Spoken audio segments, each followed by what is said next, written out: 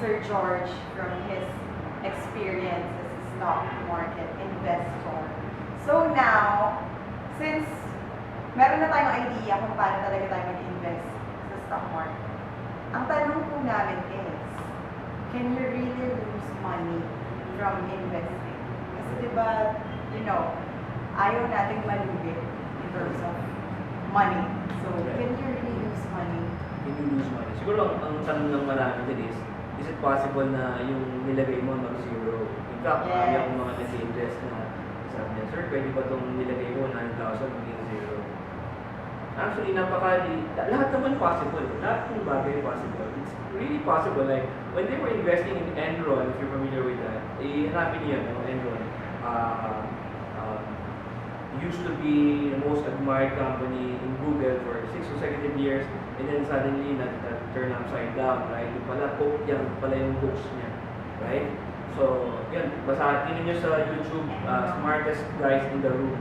Tingnan nyo kung paano nila niluto yung mga books nila. But, aside from that, kung talagang walang problema at na-audit naman ng tama, and you believe in the company. Kaya pansin nyo kanina, ang sabi ko, you really have to start with someone, a company that you really believe in, na hindi kayo lolokohin. Kasi, bawa, you invested in Villar because you know Villar is a good person, di ba?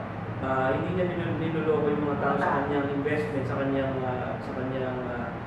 libro, at in-audit naman niya ng mga CPA, di ba? So, alam mo totoo yan because you're basing your decision on the financials, diba? Kaya ang tanong ko dyan, para sagutin yung tanong yun, is that, is it possible, for example, for SM, valued now at, let's say, about 10 billion pesos or whatever, I don't know, let's research on that, no? Pwede ba siyang mag-zero in 10 years time, or in 20 years time? Considering na ang daming building niyan, di ba? Possible. O pwede naman talaga eh. Okay? May tumama ng meteor sa Earth, dapat nasira lahat ng SM, namatay lahat ng tao, nakuno. Of course, wala nang value lahat yan. Lahat possible, but that chance is 1 in whatever, 1 billion or whatever. So there's a chance, it's possible, but it's very improbable to happen. Lalo na if a company is a multi-billion peso company. Kaya nga ang sabi natin sa umpisa is choose your company wisely. Because if your company will stay for 10 years time, for 20 years time, or 30 years time, then your money will not be zero. Yeah. Maring kung bumababa siya from time to time, nagpa-fluctuate siya. Like, for example, you put 1 million pesos in your investment, di ba? Tapos, bumaba siya ng 10% today. Sobrang bagsak, 10%. That means you lost already, ano sinabi ko, 1 million. If you have 1 million, nawala ka ng 10%, that's 100,000 pesos in one day, right? Ang sakit. Because you're looking at it from a day-to-day basis. Yan ang sabi ni Warren Buffett, avoid the fluctuations of the day. Long-term ang approach mo. You can lose money from day to day, minute to minute, hour to hour. Pero if you look at it from the long term, di ba? Kahit yung bagsak noong 1929, after 40 years, nakaabot na ulit sila sa mas mataas na value doon. And eventually, it went from, that point in time to sobrang taas ng market sa States, right? So whatever it is, know this, ito yung natutunan ko sa lola ko eh. Kahit bagsak na bagsak ang market, okay, this too will pass. Bago kabawi, makakabawi. In fact, kung bumili ka nga sa bawat bagsak na pinakamalalaki sa history, for example, yung 1929 crash, kung doon ka bumili, yung 1987 crash, kung doon ka bumili sa Black Friday or Black Monday, whatever it is, Black Friday pala selling, Black Monday, no? In October of 1987, which my idol, Warren Buffett, did. Noong October 1987, nabagsak ang market, Coca-Cola was selling for peanuts. Okay? And then suddenly there was this guy, a millionaire from Nebraska, started buying Coca-Cola, 50,000 shares, and then, who is this guy buying Coca-Cola now? Pagsak ang market, why would he invest in? And then in January of that year, he becomes one of the biggest shareholders ng Coca-Cola because he bought really low. So if you look at that point in time na bumagsak ang market, dun siya bumili, after 1 year, after 4 years, nag-times 4 na yung pera niya. That's how you make money. So, in fact, huwag mong isipin yung kung kailang manlulugi ba ako dito. No? Tingnan mo, ano ba ang worth talaga ng value ng investment na to? Ang tawag doon, intrinsic value. What is the intrinsic value of Jollibee, for example? If you were to buy Jollibee, the whole Jollibee, lahat ng shares niya, wala na matitira ngayon, Tony transaction, how much will you be paying for Jollibee, for the whole company? Titingnan mo ngayon yung financials niya, di ba?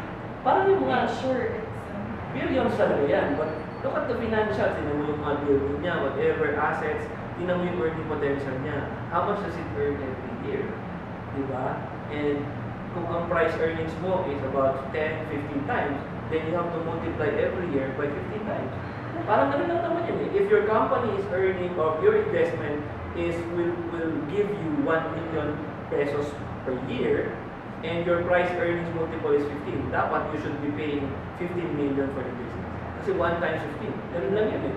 So you have to look at that from the asset perspective, usapan natin yan, magkano ang asset niya pag bili ko lahat. And then, magkano yung kanyang earning potential, which can be looked at earnings per share, and then yung growth niya. May mga computation niya. Teach you about that. Hindi ba nako-complicated sa ganun? Kaya nga, in a simple way, you just have to look at the price earnings multiples. So, ang sagot sa tanong mo, pwede ba mag-lose money? You can lose money. In fact, if you don't study your investment, you're losing money. Okay? But, kailangan talaga matutunan mo rin. But if you choose wisely, if you study your investment wisely, then it's very hard for you to lose money. Lalo na in a downtrend. Di ba sabi nga ng kasabihan eh, if you're down on the ground, your face is on the ground, there is nowhere to go but up. Kaya you have to buy really low and sell really high. Ako, ang ano ko is always contrary principle. George Soros, my namesake, said that. And also Warren Buffett. When the stock market is buying, everybody says buy. That's the time to sell. When everybody says, ay, magsasell na ako, bagsak ang market, that's the time to buy. So always contrary principle. Kasi if everybody is selling, that means sobrang baba niya. If everybody is buying, sobrang taas niya. So why would I buy? I always go against the crowd. Whenever I go to a mall, I used to go to a mall when there's no people around. Okay? Kasi makaiwan Walang pa, parking. marami, whatever, walang parking. Okay? Pag dumating na ang mga tao, okay, it's time to go. Because a lot of people are ready to work. That's a contrarian principle. I'm always like that. So it's always good to be always ahead of the market. Yeah. Okay, so you were saying we can't lose money, but we maybe can lose money, but it On a depends. day-to-day basis. We Actually, can. hindi yun losing money. Nangyayari lang, Down. bumababa lang yung investment. But it's not really losing money. Malulose yung money mo pag sinell mo na. Okay. Na-convert mo kasi. So, don't sell it. Right? Just let it just stay there. Diba? You don't lose money when the value goes down. Okay? Kasi it's still there. Now, if you sell it, then you already realized the loss. Yeah. The loss. Diba? Ganun sa accounting. Pag binenta mo na, you realize the loss. Pag sinell mo na, ibig sabihin, nakakumita ka na naman na, then you realize the gain. That's the time you get taxed. Kaya nga, don't sell. Yes. Diba? Kaya nga, si Warren Buffett, ang kanyang favorite holding period daw, forever. He doesn't sell. Ang Coca-Cola niya until now, hindi niya binibenta yan. The stocks that I bought in 2008, until now, nakadyan pa yun. Diba? Kaya, hindi ko yun, lalo yung mga 1990s ko pang investment. Diba? So, ganun dapat. How long have you been Investing. Yeah. 1995 na, starting 1995. Starting So with parang 20. something years, yes. 1995. 24 years? To 25 na. But of course, maraming mga time dyan na like, when my father died, I had to withdraw. Ayan. So maraming mga time na mawawala din ako sa market. But I always Come back. Always come back. Okay, so I think that's all for this video. Bye. So, if ever you have questions,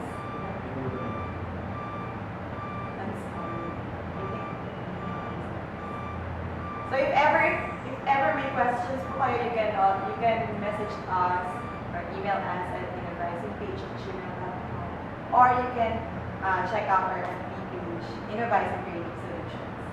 So see you again, guys, for the next videos. Thank you and goodbye.